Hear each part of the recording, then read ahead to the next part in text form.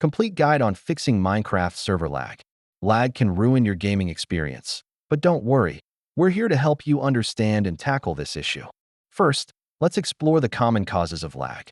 This includes high player count, large world size, and insufficient server hardware. Next is optimizing your server hardware.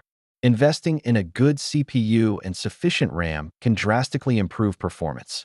Choosing the right hosting plan is crucial. Make sure to select a plan that fits your needs based on player count and activity. Tweaking your server settings can also make a big impact.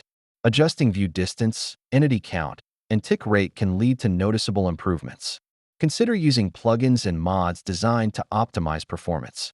They can help reduce lag significantly.